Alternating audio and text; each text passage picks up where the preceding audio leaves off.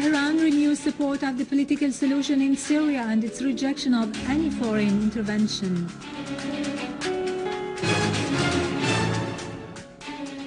The Syrian Arab Army units eliminate dozens of terrorists in Aleppo and Idlib. Iran concludes its successful military drills as Russia begins new military maneuvers by the end of the month.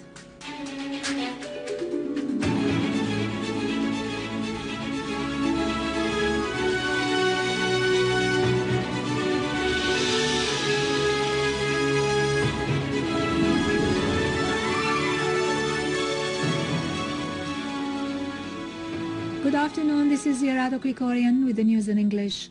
Iranian Deputy Foreign Minister Hossein Amir Abdullahian said that the political solution is the only way out of the crisis in Syria, ruling out allegations of his country's intervention in the affairs of the regional countries.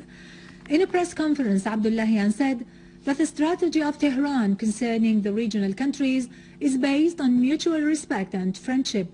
Abdullahian considered the parties who raised these allegations as the ones who openly support the terrorist war on Syria and those who kill the innocent people there. 2012 brought about a turning point to parliamentary life in Syria as the People's Assembly was elected in the light of a new constitution and the new elections law. The new assembly has worked according to new mechanisms that enhanced national unity and supervision on government work in service of the Syrian people and in a way that meets their aspirations and interests. The democratic process in Syria has culminated in a People's Assembly that was elected in light of a new constitution and a new elections law that meet the aspirations of the entire Syrian people. The Assembly was elected on the 7th of May 2012. Its first session was opened on the 23rd of the same month with the election of the Assembly's Bureau, which consists of the Assembly Speaker, his deputy, 2 secretaries and 2 observers. 5 permanent committees were formed for the first time, namely the Committees of Public Freedoms, Human Rights, the Women, Family and Children's Rights, Youths, Press and Publications, and National Reconciliation. The Assembly also provided headquarters for its members in the various governorates to ensure direct communication with the people across Syria. In its first and second cycles of the first legislative term, the Assembly endorsed a number of draft laws that included setting up a special court for the crimes of terrorism, the establishment of a joint center for commercial, economic, scientific, technical, financial and geopolitical cooperation between Syria and Russia, currency exchange offices and others. It also ratified the State General Budget draft law for fiscal year 2013. The Assembly also discussed the government's ministerial statement. The Syrian people pin big hopes on the People's Assembly to tackle their problems and translate them into tangible laws that alleviate their suffering in the current circumstances.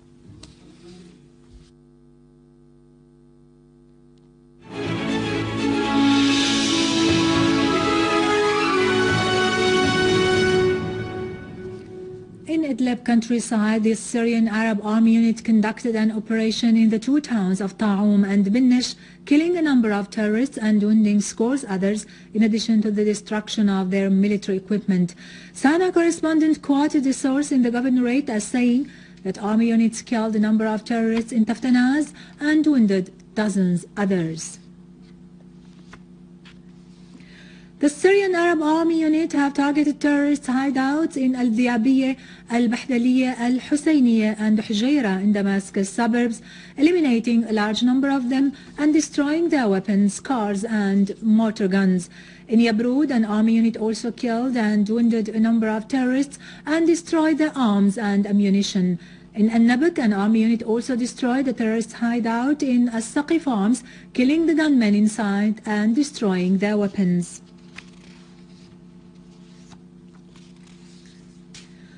In Daraa suburbs, our army units eliminated terrorists in Busra al-Harir, confiscating their weapons and their equipment. The weapons found included various kinds of machine guns, a missile and large quantities of ammunition. Among the killed terrorists, Abdo Muhammad al-Hariri, Ali Muhammad al-Qaddah and Talal Abdullah al-Alayyan were identified. The engineering units also dismantled explosive devices and anti-armor mines planted by terrorists at the entrances of the town and the roads leading to it. As part of operations carried out against the terrorists, a unit of the Syrian Arab Valiant Army destroyed a terrorist hideout in Al-Halqi in Aleppo countryside, including the weapons, ammunition and criminal tools which were inside. An official source said that during the operation many of the most dangerous terrorists were killed, including the one called Muhammad Mur'i, leader of an armed terrorist group in the area. Another unit of the Syrian Arab Army eliminated a number of terrorists who were committing acts of murder, looting and sabotage in Aswea in Aleppo city. Also an army unit killed a number of terrorists in the area surrounding the Grand Mosque.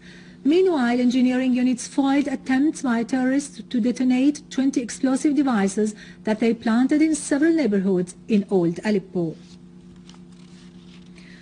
On the occasion of the New Year, Governor of Aleppo, Muhammad Wahid Aqad, and Secretary of the al-Baath Socialist Party branch in Aleppo, Hilal, paid a visit to the wounded soldiers of the valiant Syrian Arab Army who are in the military hospital in Aleppo.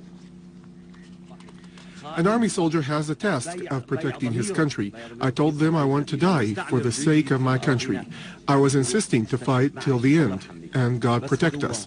But the injury was not dangerous, thank God. I am from Deir ez-Zor. There are groups of terrorists, and we will kill them by God's help. Our country will remain with dignity.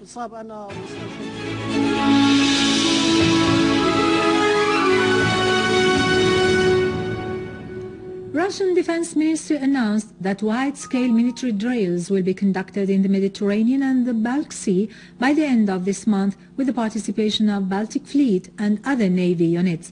A source in the Russian Defense Ministry pointed out that the military drills will be the first to be conducted by Russian armed forces in decades, adding that the military maneuvers are intended to improve the Russian army's combat capabilities in tactical and strategic fields. Iranian armed forces concluded their navy drills, which lasted for 6 days, in which submarines and military vessels took part. A spokesman for the Russian army announced that the maneuvers achieved all its goals, especially the missile capacity to score direct hits.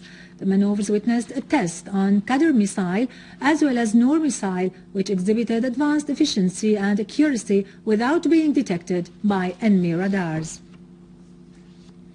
In Bahrain, clashes were renewed between police and protesters who went out into the streets responding to a call by the Youth Coalition of 14th February Revolution demanding democratic reforms.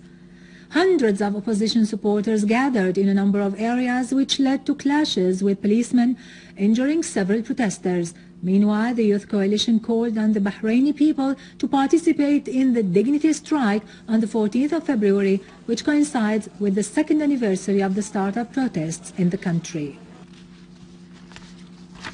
With this, we end our news for today. Thank you for watching. For more information about Syria and the region and to view this bulletin again, you can always visit our website in English, syriaonline.sy. And now to latest business and market news with Khalid Saqabani after a short break.